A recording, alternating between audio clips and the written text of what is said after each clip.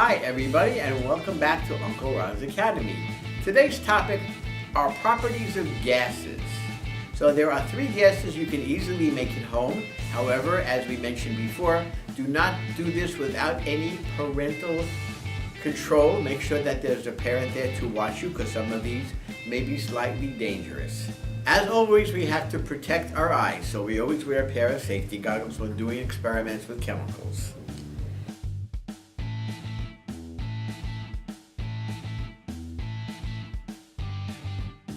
So the first gas we're going to make is carbon dioxide. Probably everybody has made carbon dioxide at some point in their life. It's the famous baking soda and vinegar experiment.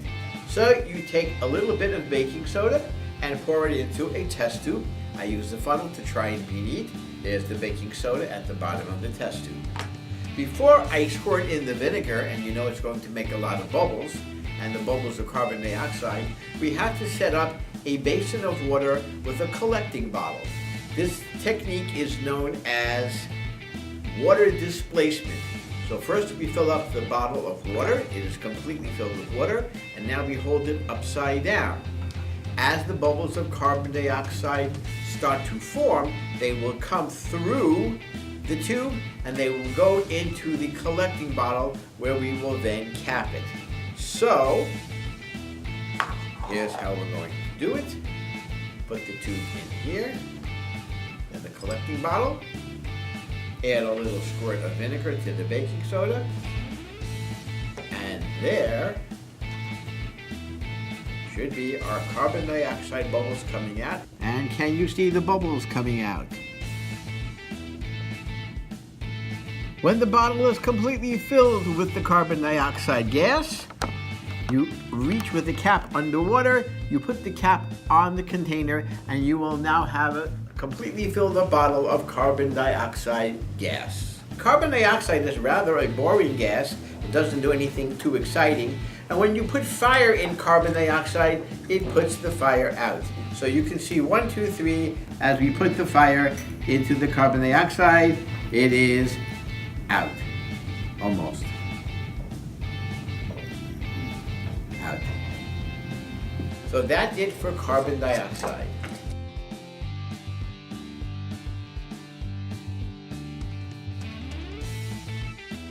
To form oxygen, you need hydrogen peroxide, which you can get at any local drugstore, Rite Aid, CVS, anything like that. Hydrogen peroxide is the chemical you put on cuts to sterilize them. It is not a particularly dangerous chemical, although I would not drink it. And we put a little bit of hydrogen peroxide into the test tube, and we add a little bit of something that your grandmother may have used in the past. It's called yeast. Yes, yeast that makes bread rise. You put the yeast into the hydrogen peroxide, and all of a sudden the yeast will make a reaction and oxygen bubbles will start to form. When you fill the bottle up with oxygen, you now have a bottle of oxygen, and the reaction this time with fire will be slightly different. So to demonstrate the reaction with fire, I will light a stick on fire, and I will blow the stick out just so that the wood is still slightly hot. And when you put it into the bottle of oxygen, it will burst right back into fire. You can do this a second time, a third time, and maybe a 4th time. At which point the oxygen is already used up.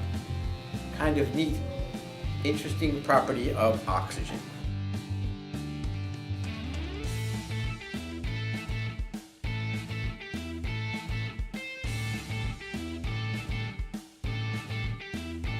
Now we will go and make a bottle of hydrogen. Again, the same apparatus is used, the same technique is used, except we use different chemicals. These chemicals may not be so easily found in your local store. You need a metal called magnesium, or if you can't get magnesium, you can get zinc. Zinc is what batteries are made of. You can probably go into a hardware store and get pieces of zinc, or magnesium is a lot easier to work with, and it's a very soft metal, and you just rip it off and put it into the test tube, and you add vinegar, which is an acid.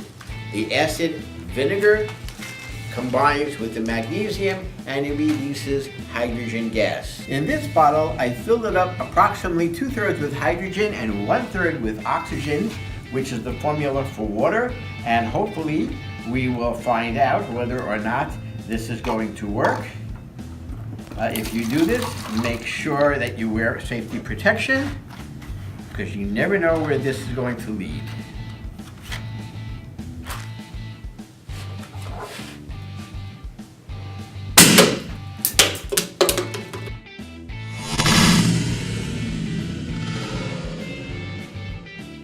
And that was a big bang. Thank you everybody for watching, and bye.